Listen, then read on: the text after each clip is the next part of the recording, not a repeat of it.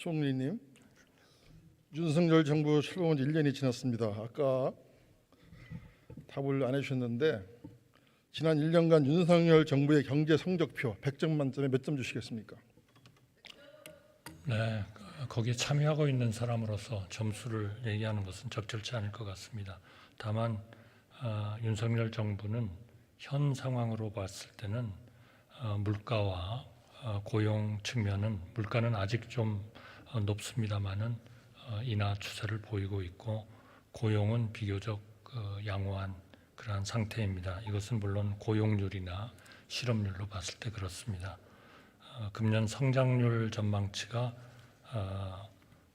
다소 저희로서는 좀 아쉬운 점은 있습니다만 세계 경제 위축에 따른 수출 부진으로 인한 그러한 그 현상이 나타나고 있습니다. 정부로서는 이런 단기적인 문제에 대응을 하면서 특히 경제적 취약자에 대한 지원을 100점 만점에 몇 점을 주시겠다고 물었습니다.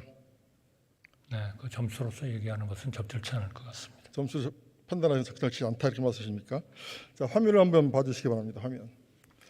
자, 한국 갤럽이 조사한 결과인데요. 경제에 대해서 잘하고 있다가 몇 %죠? 화면 봐주시기 바랍니다. 몇 네, 퍼센트? 맞습니다. 네. 25%. 잘못하고 있다가 61%랍니다. 경제뿐만이 아닙니다. 복지, 교육, 의료, 부동산 모든 과목이 F학점을 받았습니다. 전과목 학사 경고를 받는데요. 재수강을 신청할 수도 없고 이러한 저조한 평가에 대해서 총리님 어떻게 생각하십니까? 아직까지 우리 국민에게는 미흡하다고 생각이 들이라는 것은 충분히 이해가 됩니다. 그러나 정부로서는 단기적으로 어려움을 겪고 있는 분들에게 최대한의 그러한 그 지원을 하면서 우리 경제가 빨리 회복되고 중장기적으로 그러한 그 지속적 성장과 발전을 할 수 있도록 구조적인 개혁에도 힘을 쓰고 있다는 말씀을 드리겠습니다. 자, 다른 조사도 한번 같이 보여드리겠습니다. 한국 리서치 등 4개 조사기관이 발표한 여론조사 역시 경제가 31%로 가장 낮습니다. 이 조사 역시 복지, 대북, 정책, 외교, 부동산 모두 낙제점입니다. 총리님, 도대체 윤석열 정부가 추구하는 경제정책 기조가 뭡니까? 여러 번 말씀드렸습니다마는 이러한 단기적인 경제의 어려움 이것은 물론 세계적인 고금리 현상 또 인플레 아니 경제적 정책 철학이 뭐냐고 물었습니다. 자꾸 이상한 얘기 하지 마시고. 아니, 그러니까 여건을 말씀드려야 철학을 말씀. 지금 이명박 박근혜 정부가 추구하시는 것이 줄푸세죠. 줄푸세. 예? 줄푸세. 윤석열 정부의 경제 실학도 세금은 줄이고 규제는 풀고 법제스는 세우고 줄푸세입니까? 경제 철학의 기조가 뭡니까? 그런 식으로 표현을 할 필요는 없을 것 같고요. 새로운 정부는 지금까지 너무 과도한 정부의 역할, 정부의 개입, 그로 인한 정부 부채의 증가 이러한 것들을 좀 자제하고 자유, 혁신, 공정, 연대, 4대 기조 아래 민생을 안정시키고 시장 중심 경제 운영을 하고 미래 대비 정책을 착실히 추진합니다. 자 보세요. 지금 캠브리지 장하준 교수가 뭐라고 말하냐면요. 경제 분야에 학점을 주기에 앞서서 이 정부는 수강 신청 자체를 잘못한 과목이 많다. 꼭 해야 될 일을 하지 않고 늘 정부 탓, 자정 건전성, 엉뚱한 일만 하고 있다라는 지적입니다. 그러다 보니까 경제 성적표가 빵점인 거예요. 빵점. 저는 그렇게 생각하지 않습니다. 지난 1년간 윤석열 정부가 한 게 오로지 말이에요. 뭐 재정 준칙, 경제 뭐 재정 건전성, 정정부 탓 그거 말고 뭐 한 게 뭐 있습니까? 재정 건전성을 국민들이 생각이 나는 게 없다는 거예요. 이 정부가 뭘 하는지. 지난 몇 년 동안에 늘어난 부채 400조의 영향을 줄이기 위해서 노력을 하고 있는 것은 인정을 해주셔야죠. 아니 지금 기업들, 정부들 다 죽어 자빠지는데 정부만 살으면 뭡니까? 그거는 대단히 의원님 위험하신 말씀이라고 위험한 발언이 아닙니다. 지금 기업들, 정부들 난립니다. 난리. 지금 우리 경제 심각한 위기에 빠져 있는 거 동의하십니까? 네, 어렵습니다.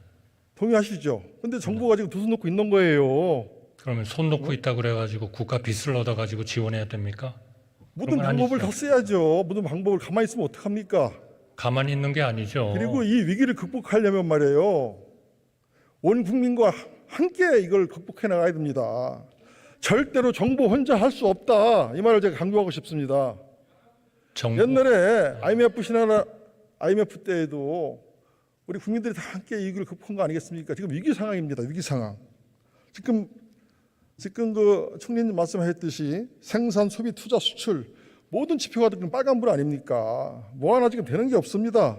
고금리, 고물가에 가계 기업할 것 없이 IMF보다도 더 어렵다고 지금 아우성 치는 거 아니겠습니까? 올해 경제 성장률 정부 아까 몇 %라고 그랬습니까? 1.5% 정도 될 것이라고 전문가들이 얘기를 그러니까요. 지금 세계 경제는 2.7% 이렇게 추정하는 거 아니겠습니까? 우리나라만 지금 세계 전망 이 기관들이 다 낮춰잡는 거 아니에요, 지금. OECD는 다섯 번째 낮춰잡았습니다. 지금 제가 볼 때는 올해요, 마이너스 성장도 가능하다 이렇게 생각이 듭니다. 지금 투자, 소비, 수출 뭐 되는 게 없지 않습니까?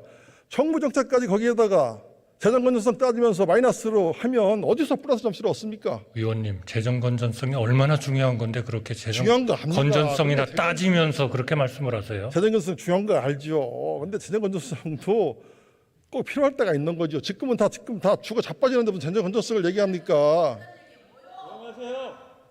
지금 정부가 추진하는 3대 계획이 뭡니까? 정부가 추진하는 3대 계획이 뭐죠? 몰라서 물으신 거군요. 네, 노동, 교육, 말씀드리겠습니다. 연금이죠? 노동개혁, 연금개혁, 네. 교육개혁입니다. 이거 정부 혼자 추진할 수 있겠습니까? 추진을 하고 있지 않습니까? 지금 이게 정부 혼자 추진 왜 내용이 합니까? 없습니까? 이게 천만에요. 체인 이런 걸 하려면은 야당과도 대화하고 노동계 경영과도 대화하고 이 사회적 대화를 통해서 위기를 돌파해야 되는 거 아니겠습니까? 최종적으로 근데 이 노동계 다 국회에서 결정하시는 겁니다. 아니 지금 정부가 야당과 대화를 합니까? 노동계와 대화를 합니까? 시민단체 다 때려잡고 지금 그런 거 아닙니까 지금? 그렇게 일방적으로 말씀하실 사항은 아니라고 생각합니다. 지금 정부는 정반대로 가고 있다 이렇게 지적을 하고 싶습니다. 그렇지 않습니다. 지금 총리님 광화문에 한번 가보시죠. 광화문에 각계각층에서 지금 터져나온 목소리 들으십니까? 잘하고 있다는 얘기도 있지 않습니까? 지금 민생이 많이 어렵습니다. 지금 같은 위기에서는 무엇보다도 과감한 정부의 역할이 중요하다는 것을 꼭 말씀드리고 싶습니다. 국가 재정도 중요하죠. 국가 경제를 살려야 되는 거 아니겠습니까? 그러나 400조씩 국가 빚을 얻어가면서 국가 부채를 우리나라 국가 부채가 재정을 지금 몇 그렇게 %입니까? 만드는 것은 안 됩니다. 네. 지금 말이에요. 김종인 전 대표가 이런 말을 했습니다. 재정 건장을 전제로 재정 긴축을 하는 건 죽을까봐 미리 자살하는 것 같다 이런 말도 했습니다. 그거는 미래 세대에 대한 착취입니다. 조용히 하세요. 그 한전적자가 어디서부터 나온 건가요? 다시 한번 잘 생각해 보시기 바랍니다. 도대체 국제 가스 요금이 10배씩 오를 때 단 한 번도 요금 인상을 하지 않은 그러한 정부가 바로 우리 의원님의 정부입니다. 잘못한 겁니다. 조용히 하세요. 잘못한 거예요.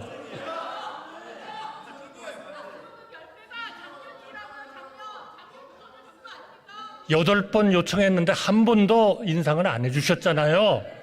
새로운 정부는 분기마다 한 번씩 4번 인상했습니다. 그 어려움에도 불구하고. 죄송합니다. 우리 양 의원님이 하도 그런 문제에 전문가시기 때문에. 네. 질의를 못하겠네. 자, 총리님, CBAM에 대해서 아십니까? CBAM, 탄소 국경 조정제도. 네, 알고 있습니다. 정부 잘 준비하고 있습니까? 준비하고 있습니다. 어떻게 준비하고 있습니까? 우선 근본적으로는 우리의 각 CBAM의 대상이 되는 업종들에 있어서 탄소 배출을 줄일 수 있는 기술 개발 이런 것들을 열심히 국가 프로젝트로 해가지고 추진을 하고 있습니다. 제가 볼 때는 한참 부족합니다. 지금 이 CBAM의 요구사항, WTO 규정이 어긋나는지 이런 것도 철저히 감시하고 우리 기업들이 차별받는 일이 없도록 잘 정부가 준비해야 될 것 같습니다. 그렇죠? 통상 차원에서도 잘 대비를 시밤이 시작이 되면 우리나라 탄소세로 이 철강 산업의 경우 3천억 원 세금을 내야 됩니다. 유럽에 3천억 세금 내고 철강 수출이 가능하겠습니까? 최대한 그런 그 부의 작용을 줄이도록 노력을 해야 됩니다. 그리고 우리나라 이 탄소 중립 철강 산업 도움 없이는 절대 이룰 수 없다는 것도 아시죠? 그렇습니다. 네, 제가 이번에 스웨덴의 사부 회사를 갔다 왔습니다. 그린저철스인데요. 이 스웨덴은 지금 수소 환원 제철로 수소로 철을 만들고 있었습니다. 지금 볼보에 납품을 하고 있어요. 근데 우리는 아직도 뭘 걸음마 단계입니다. 총리님 인정하십니까? 기술 개발에 박차를 가하고 있습니다. 예, 그래서 이 수소 환원 제철을 위한 R&D 지원이 절실한데 올해 국가 예산에 이 R&D 예산 어떻게 검토 잘 해보실 수 있겠습니까? 탄소 중립 산업 핵심 기술 개발 사업이라고 그래서요. 23년부터 2030년까지 계획을 만들어서 추진을 하고 있습니다. 네, 이게 2050 탄소 넷제로 하려면 철강 산업이 반드시 도와줘야 되거든요. 그래서 이 탄소 넷제를 위한 수소 환원 제철 R&D 비용을 정부가 이번 예산에 반드시 확실하게 도와준다는 생각이 듭니다.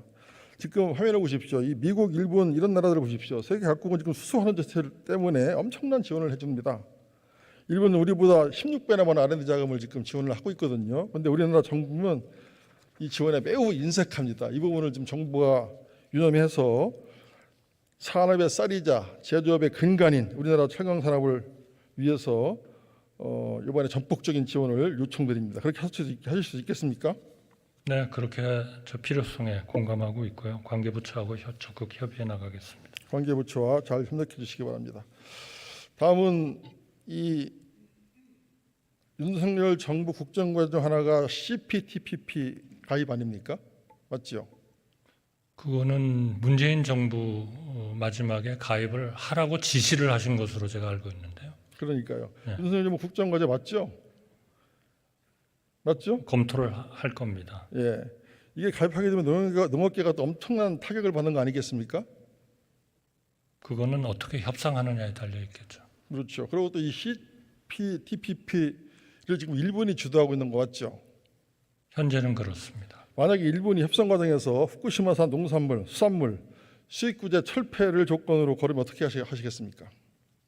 아까도 여러 번 말씀드렸지만 그것은 CPTPP하고 그러한 문제하고는 완전히 분리해서 처리를 할 겁니다. 네, 반드시 이렇게 해주시고요.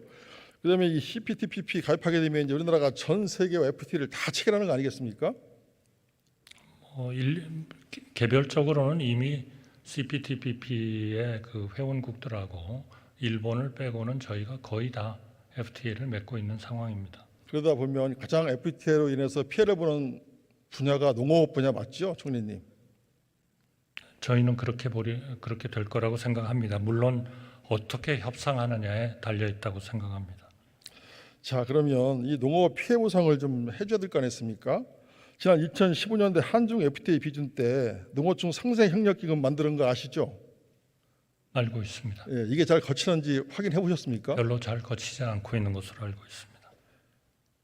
잘 안 거칩니다. 이거 좀 있는 제도라도 잘해서 우리 농민들 어렵지 않게 우리 총리께서 이게 올해 1천억, 한 해 1천억씩 거거든요. 1천억 거둘 수 있도록 올해 지원을 잘 해주실 수 있겠습니까? 현재 지금 이 기금을 위해서 법인세도 감면해주고 세제 혜택 일몰 연장도 하고 하는 그런 지원은 하고 있습니다. 그러나 아마 전체적인 기업의 상황이나 이런 것들이 당초 예정했던 것보다는 좀 부족한 것으로 그렇게 알고 있습니다. 그러니까 농민 피해 보상을 위해서 정부가 적극적으로 나서야 된다. 이런 있는 제도를 잘 활용해야 된다 이렇게 말씀을 드리는 겁니다. 자, 우리나라 농촌 현실 한번 보겠습니다. 자, 지난해 우리나라 농업 소득이 949만 원으로 1,000만 원 선이 무너진 거 아십니까? 그러나 그거는 뭐 전체적으로 쌀 소비가 줄어들고 하는 이런 현상들이 같이 일어나기 때문이기 때문에 우리 농민들의 소득을 확보하기 위해서 다양한 그러한 그 쌀 수요의 촉진이라든지 이런 그 다른 작물의 경작이라든지 이런 것들에 대한 종합적인 대책을 마련을 하고 있습니다. 현재 5년 동안 추진할 5대 전략과 37개 세부 과제를 마련하고 있습니다. 좀 더 자세한 것은 우리 농업 축산식품부 장관으로 하여금 답변드리게 하면 어떻겠습니까? 자, 그럼 농업 장관 나오십시오. 총리 들어가시고.